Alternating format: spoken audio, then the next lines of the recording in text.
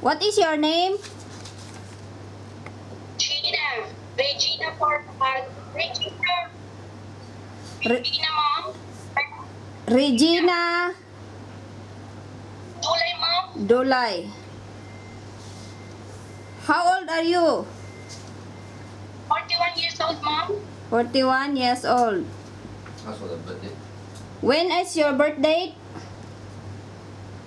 July 26, 1975. July 26, 1975. 1975. What is your height and your weight? Right. Right hand, mom. Sorry, what is your height? My height, 5'1". 5'1". And the weight? Weight, 50 50, kilograms. 50 kilogram. Do you have Yes, children? mom. Are you married? Yes, mom. I have two kids, mom. How many children you have? 2 kids, mom. 2 kids.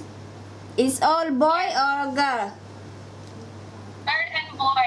Boy, how old is the boy? 19 years old. 19. And the girl? 24. 24. Who look after them when you coming here to work? When you come here to Malaysia to work, who look after your children? What, mom? Who look after your children when you come here in Malaysia to work? My husband. Your husband.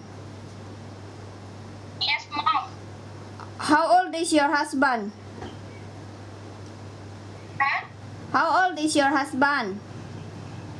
50 years old. 50 years old. Your husband don't have Yes. work. Your husband don't have work here, there in Philippines? Yes, mom. He don't have a work there in Philippines.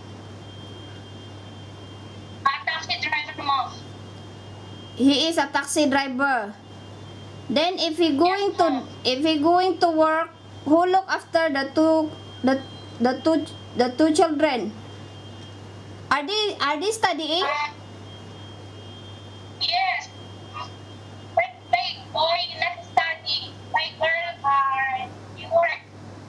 She work. They are big enough, but they still need somebody to look after them.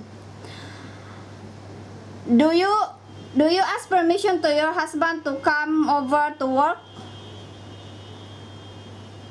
Yes, mom. Are you assured that your husband allow you to come here in Malaysia to work? Yes, mom. You must to be sure, okay? Yes. What is your educational level? A high school graduate, mom. How many years in high school? 4 years in high school. 4 years. Yes, mom.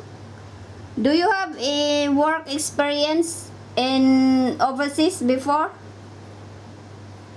Yes, in Philippines. How about in overseas? Overseas, in Saudi, mom. In Saudi? Yes, mom. How many years? 2 years and 3 months. 2 years. What is your work there? Domestic helper, mom. Domestic helper. Like what? Cleaning the house? All around, mom. All around means you clean the house. Is your employer got Yes. children? Yes, mom. How many children have your employer? 3. 3 children. How old is they? How old are they? 13. How old are they? 13, 10, and 8. 13, 10, and 8. Yes. So you're looking after 3 children and then cleaning the house also. Yes, mom. So this 13, 10, and 8, they are going to school, right? Yes, mom. What will you do when did you still taking care of them when before they go to school, like preparing the breakfast? Are you the one who do that? What is your work with these three children of your employer? Mommy, the teacher. Hello? By then,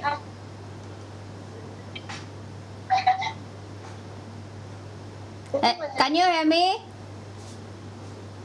Mom, repeat. I said what is your work with with these three children of your employer? You are the one who look after them.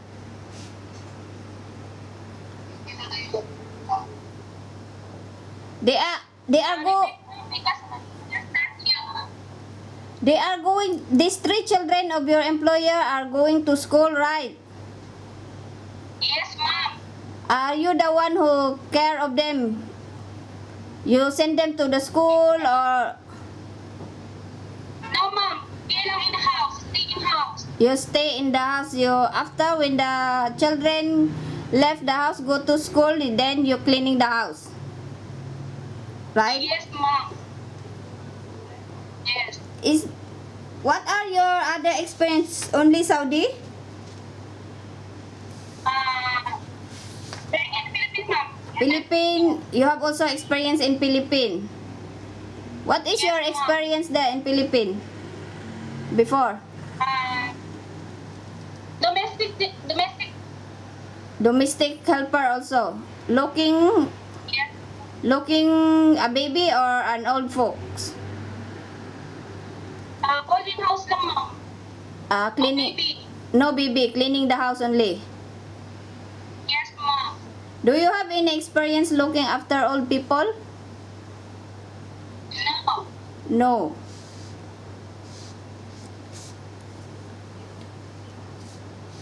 Okay, are you willing to work without off days?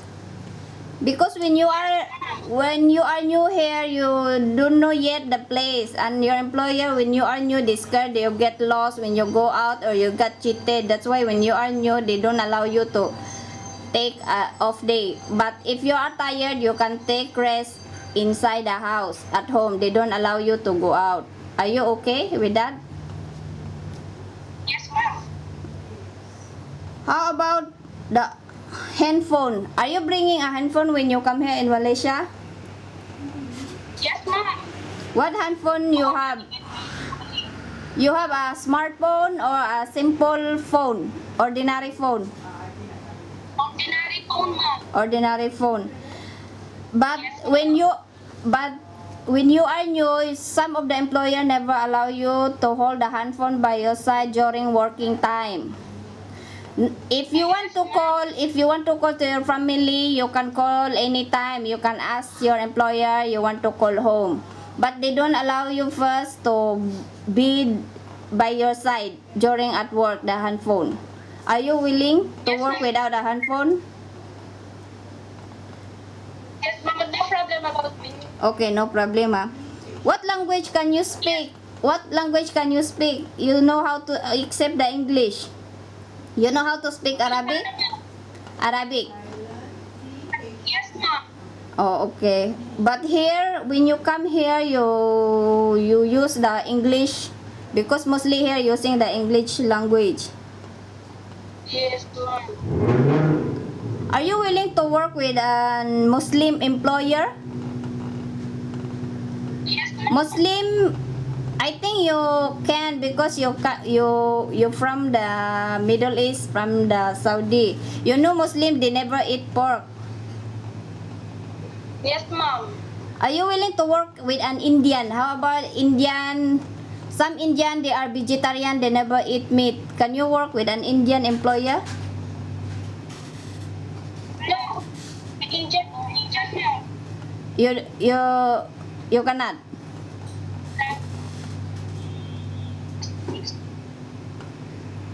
Arab, Mom. Can you work with an Indian?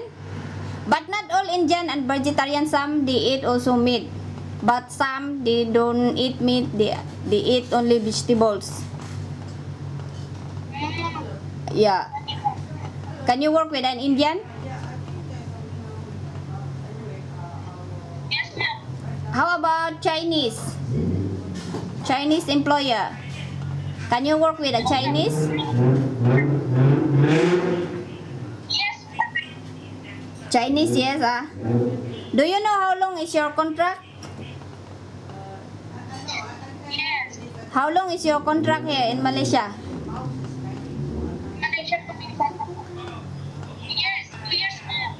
Yeah, you have a 2 years contract when you come here in Malaysia. It's same 2 years. Can you assure me you can finish your contract? You can finish the 2 years? Are you going to promise me that you don't make any problem and you must to finish your 2 years contract? Can you promise Yes, me? ma'am. Yes.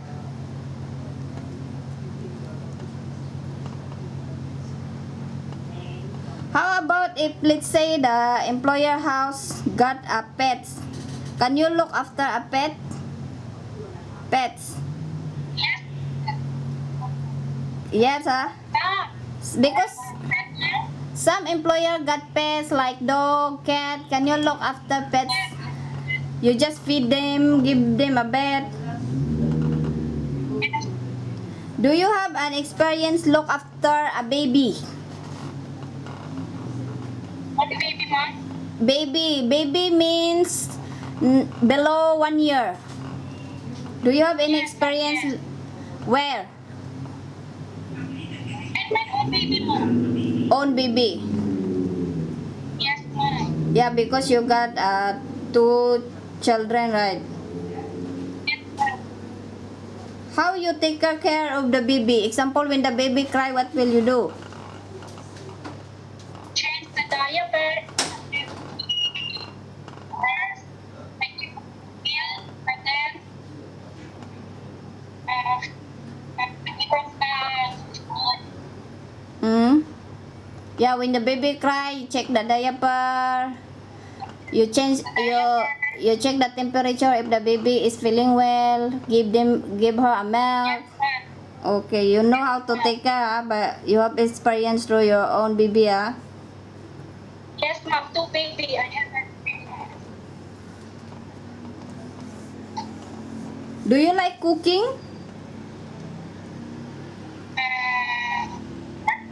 Filipino food. But do you like cooking? Yes, ma'am. Yes. What food can you cook? Filipino food and Arabic food. Do you know how to cook Arabic food? Yes, ma'am. Like, give me an example, Arabic food. Kamsa, ma'am. Huh? Kamsa. What? That's it. Fried chicken. Okay, but when you come over, you must to willing to learn to cook your employer food. If your employer teach you how to cook, you must to learn. Are you willing to learn? Yes, ma'am. Do you have any experience looking after an old people? All people, ma'am. Yeah. Do you have experience? No, ma'am. No. No, No, ma'am. No. Are you afraid to be alone in the house? For example, your employer goes some holiday and they leave you in the house alone. Are you afraid? No. No. But if you are alone in the house, you must to look after the house. You taking care of the house. You still clean the house. You still do your work. Yes, ma'am. Uh, you must to be honest your work. Even the employer is not there, you must to do your work. And if somebody come in the house, don't simply open the door if you don't know. You must to you must to keep the door locked for your safety and for the safety of the house. Yes, in Western Arabia, Okay. Are you willing to obey the rules and regulation of your employer? What, ma'am? Are you willing to obey the rules, follow instruction of your employer? Yes. Yeah, you must to follow the instruction of your employer. You must to respect the employer, obey her rules. Can you promise me not to bring any friends in the house of your employer? Yeah, Do you have Do you have any friends or relatives here in Malaysia? No, ma'am. No. Can you eat vegetarian food? Yes, ma'am. Yes, ah. Do you know how No to problem to. Do you know how to use electrical appliances like vacuum cleaner, washing machine, microwave oven? Yes, ma'am. Yes, ma'am.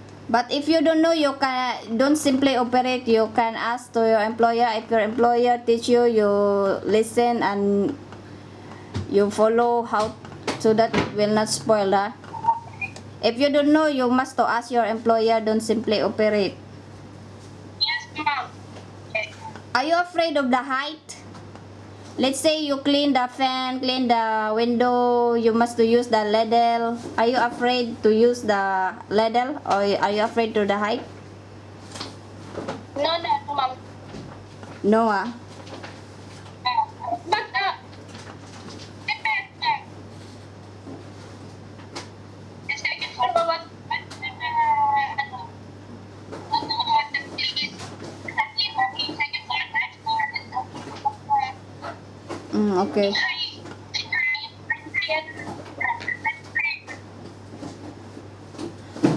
If I Hello, can you hear me? Yes, yes, yes. If I am your employer, what will you tell me so that I will employ you?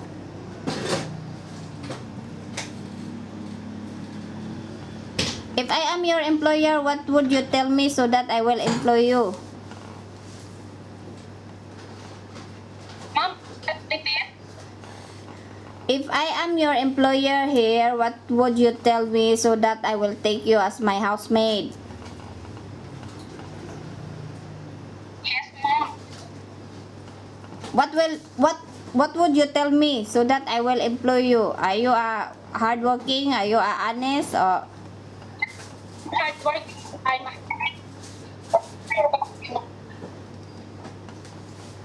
you are a hardworking, ah? And the most Yes, ma'am. important must be honest. Yes, number one, ma'am. And you must follow the obey and rules of your employer.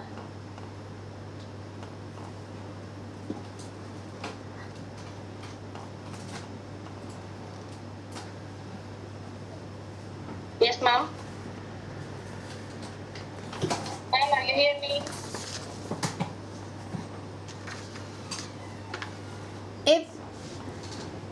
If if some employer got an old folks, are you willing to look after an old folks?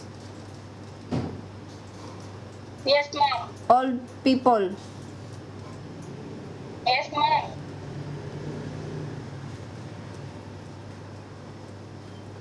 You try and ask about regarding the capping one, yeah. You know, other We have an employer here. She got a 4 housemaid in the house, and in the house was a big house, and she have a 4 housemaid. In the house got a 2 old people, and the other 2 will do the cleaning of the house. If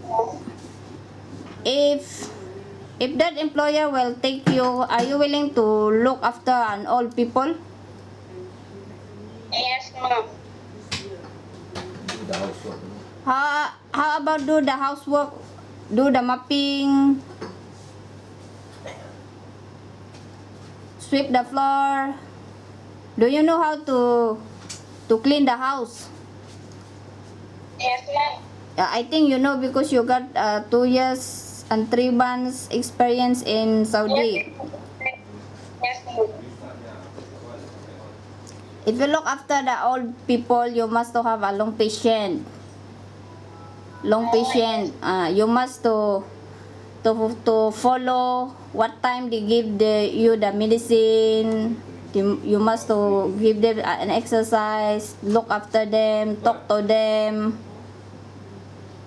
Most of all, you treat them as your own mother and father. You talk to them, make them happy. Yes, ma'am. Yes. So you know how long is your contract? Your contract is 2 years. 2 years, ma'am. Yeah. I Ka- finished my contract. Yeah. You must to mentally and physically prepare to come over to work. You must to be sure. Don't change. Yes, ma'am. Don't change your mind.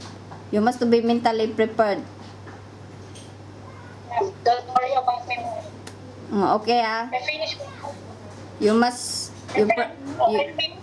You promise me ah. Yes, ma'am. Don't worry. Okay, thank you. Thank you very much, ma'am.